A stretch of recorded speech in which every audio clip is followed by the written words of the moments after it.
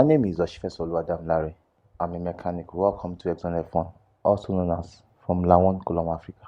Good day! Please, like I've always clamored, please. I know you love what you're doing. Subscribe to my channel. Love it. I beg, like be on my channel. You get the best news. I love you guys. Like, comment, share. Some of you come to my inbox, my DM to comment. Yeah, it's good, but sometimes also comment on this social media. It helps my growth. Like, share. Share, please. It's very important you share. I love you guys.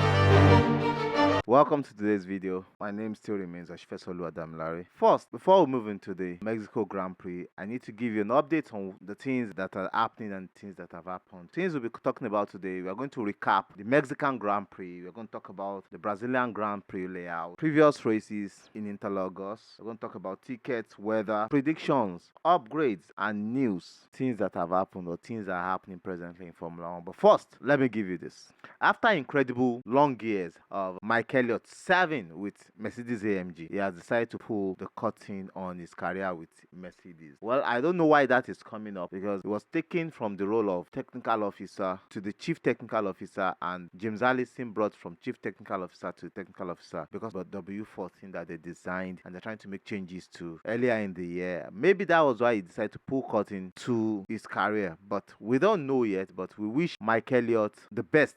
We've not heard what he's going to do next, but from what Mercedes AMG released, they are wishing him well in his next chapter. Will his next chapter be with another team? We are yet to see that, and we can't wait. For me, I can't wait to see that. And congratulations to another James Vowles of Williams and his wife welcomed a new bouncing baby. Yeah, congratulations to the Williams racing team and to James Vowles, the team principal of Williams Racing F1. Congratulations to him. So, recap after the wonderful race in Mexico last Sunday, in which the Ferrari started on pole and Max Verstappen won, and Charles Leclerc of the Ferrari was able to make the podium, and Sergio Perez, the hometown boy, lost out in the first corner of the first lap. Verstappen won the race by 15 seconds, and that is his 16th win of the season. Now, the Brazilian Grand Prix was first held in 1972, but it was not called an F1 race. I think it was until 1974 before it was incorporated as an F1 race. But then, I think it was one of these European races that was raised on it to give the FIA an opportunity how interesting that circuit is. And the first person to win on that track in F1 is Emerson Fittipaldi. He's from Sao Paulo, from that area in Interlagos. He won the first two races on that track, and that track was inspired by the Roosevelt Raceway layout in the United States of America. And that track is known to be a tough, demanding circuit with many challenging corners, elevation changes, the rough surface, and little room for error. It looks so simple, but that track is small but technical. Those elevation changes are quite crazy, and that makes it beautiful. There had been 50 races run on that track, so which means there had been 50 editions of the Formula 1 Grand Prix on that circuit, and that circuit is officially named Autodromo José Carlos Pace in Interlagos, and can also be called the Sao Paulo Grand Prix, which is also the Brazilian Grand Prix. So the driver with the most wins is Alain Prost, winning 6 races as a driver, and that surpasses the hometown boy, Ayrton Senna. So he drove that circuit better than Ayrton Senna.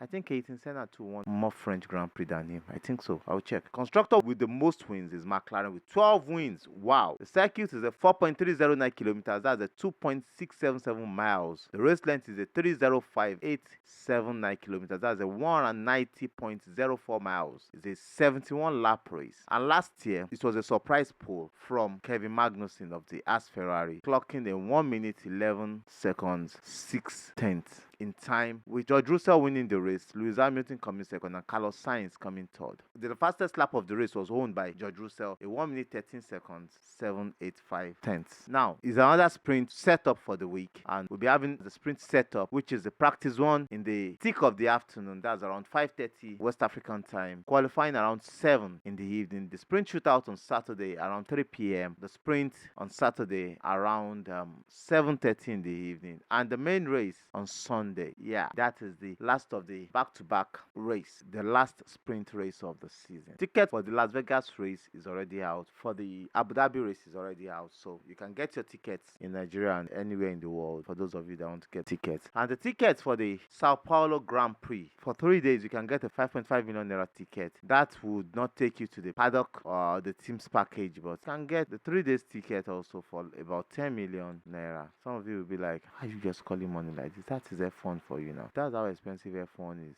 and it's for people like me and you to enjoy. The track is about 25 kilometers from the airport in Sao Paulo, Brazil. You can get your tickets from $100 and above. Those are tickets you can get for the race. The forecast says there's a rain forecast for Friday and Saturday, but it could be heavy but not serious. But the Sunday will be quite better, and there's a 66% chance of rain during the sprint race on Saturday. But Sunday will be quite better, a 14% chance of rain. I'm not sure there will be rain. It's going to be a 28 degrees temperature, and that is one of the coolest temperature they would have, and I think they will enjoy it because it will be a very good temperature for them. Last year, Mercedes won the race. In 2 seasons back to back, Mercedes have won. That track had been one of their most dreaded tracks, but since they've been coming with a bad car, I think they've had good chances on that track in Sao Paulo. Yeah, they've had some good opportunities there. Now, previous races. Let me talk about 2021. Maybe I'll pick 2019, then 2022 races. Now, 2021 race is one of the most interesting and most powerful races in F1, because in that race, from that qualifying to the sprint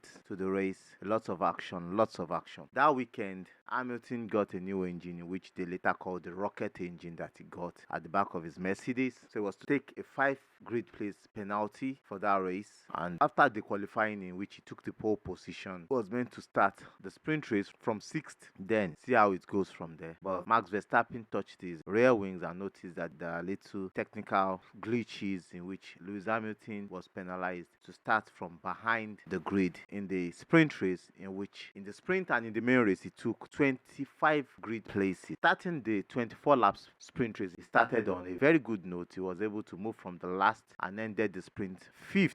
So for the main race, he would start 10th on the grid. Meanwhile, Valtteri Bottas started from 2nd and he ended winning the sprint race, which means the grippier part of the track is the 2nd position for that race. In the main race, he started the race, and by lap 20 something, about 25 or 26, he was already behind Sergio Perez. And Sergio Perez gave a masterclass of defending, not unlike the one he gave in Abu Dhabi that same year, but that was a masterclass. He was charging his battery and he gave Lewis Hamilton a race of his life, giving a good defense for Max Verstappen. Altogether, Lewis Hamilton was able to overtake him. In that race was the famous quote of Chris Horner, in which I always ask all through that season, is Chris Horner the FIA or is he working with FIA? Because all through that season, he made so many calls for FIA in favor of Max Verstappen. And in that race, Max Verstappen ran Lewis Hamilton off the track. In any race, it could have been a penalty, but Chris Horner intervened and said, they need to race, they should let them race, which is good for racing, not to run themselves off the track, which in any other race would have been a penalty. But they raced and Lewis Hamilton was able to overtake him and win the race, and he won by like 10 seconds. Remember I said it was a rocket engine that they put in that, because Mercedes had struggled all through the year. The Red Bull had been so fast, they were even leading to that point. They had been so fast and so dominant that year in 2021, and that was a mighty win for the Mercedes, carrying it up into the last 2 races of the season, and they were the most difficult, intelligent and best races of the season, and that was for 2021. In 2022, Mercedes won again. Since 2021, they've had a hold and a grip on the Brazilian Grand Prix, in which has not been their strongest point before. But since 2021 that they've won, they've really had a strong grip on that track. And last year, which is 2022, George Russell was able to overtake Max Verstappen in that race. And let me tell you how it happened. In Sao Paulo, that's in Brazil, there's always been sprint race since 2021. It was a qualifying to give us a different grid structure. At the end of the qualifying, we had Kevin Magnussen coming on top, setting the fastest lap. Before the qualifying and during the qualifying, it was drizzling, there was rain, but by the end of the qualifying, the rain hit down heavily on the track. Fortunately for Kevin Magnussen, he had set the fastest lap for the qualifying, and he qualified on pole position for the sprint. And for the main race, the qualification at the end of the sprint format determines the main race. Kevin Magnussen, that got his first pole for the sprint, was unable to hold on to it during the race. Max Verstappen overtook him. Almost everybody overtook him. There were lots of collisions in the sprint race. And come to the main race, Carlos Sainz got a penalty that brought the Mercedes 1 and 2 and the Mercedes tire 1 and 2. There were collisions at the beginning of the first 2 laps of the race, and that was between the Ferrari and Lando Norris. That's Charles Leclerc and Lando Norris. The race was red flagged. That brought Max Verstappen closer to Lewis Hamilton, and they both collided as 2 worlds collide. The red flag was caused by Daniel Ricciardo and I think Kevin Magnussen, the pole boy, and they were both out. There was a red flag to take the cars out. That was the reason why there was a red flag. And the restart of the race brought Lewis Hamilton and Max Verstappen together, and they both collided. And Max Verstappen took some part of his own front wing out, battling Lewis Hamilton. That took Lewis Hamilton from 2nd to 7th, Max Verstappen from 3rd to 17th. They both had a good race. George Russell won the race, Lewis Hamilton 2nd. Max Verstappen ended, I think, 6th in that race. That was last year. And that was the first win for the Mercedes George Russell. And that was the first win for Mercedes in 2022. It was a very tough race. We are expecting this race to be a very tough race. Which team do you think will win? If anybody asks me, Mercedes have won the last 2 races there. I think Mercedes will win this race. This looks good for their car on paper. How will they perform? I don't see any upgrade Red Bull are bringing again. Other teams are bringing upgrades. I will let you know in this video some other teams that are bringing upgrades. But I know Red Bulls are not bringing upgrades. Other teams are bringing bits to the car to make the car faster. I think Mercedes will bring some bits that would help them in the competition with McLaren and Ferrari. And I think Mercedes should win. The sprint race setting. The sprint race should be between the Red Bull, the Mercedes, and the McLaren. Who wins the sprint race? I think Mercedes wins the sprint race comfortably. Who qualifies high for the main race? I believe Red Bull should qualify P1 for the main race, and the Mercedes should be behind the Red Bull. But so Mercedes win both the sprint race and the main race for the Interlagos race. Yes, Mercedes should win. So I'll tell you the teams bringing upgrade. We'll talk about that one. That's a prediction. So on updates, there are no indications teams are bringing big updates for the Brazilian Grand Prix, but most teams will bring necessary track-specific bits to make their car faster and better for the track, but there are no big upgrades, certainly. But let's see how these teams do. But like I said, I've been predictions. Let's see if it works for the weekend, but we're going to catch up after the race. And after this season, we are going to have a swell time. We're going to have good time, and we might be having a friend in the house, Race Gasset, maybe next year or even this year on social medias, so we can have an interaction to watch and to enjoy and to learn more about Formula 1. Let's enjoy the FP1 and the qualifying, and also I'm going to give you a very beautiful sprint qualifying and sprint race analysis, and also the main race. So catch you then. I love you. Bye. Chee.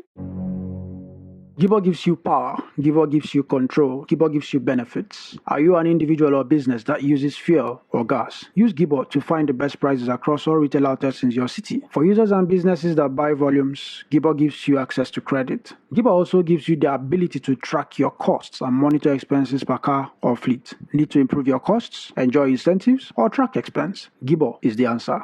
Enjoy 5% discount on your first 5 purchases when you get your next fuel voucher from Gibor. Log on to www.gibor.co to enjoy this. Retail outlets wanted nationwide. I have a new friend in the house. We are in Nigeria here, West Africa. He provides internet for us. They provide the best internet around the mainland, and I know they are still moving to the highland and they are moving all around Nigeria. But for you to get internet on the mainland, contact Firebrad Telecom Limited. They get you sorted out ASAP. The best cable internet on the mainland, fiber optic, they get sorted out. We talk much about them in the course of some of our videos, but contact them, they get sorted out. Teams Gadget is for those of you that cannot easily go to the market to get your phones, your laptops, your accessories. Just place a call through. His phone number is there. It gets you the best. It's your shop plug to get you the best phones, accessories, laptops, games, and other accessories for your computer gaming experience. Contact Teams Gadget and you get them for you.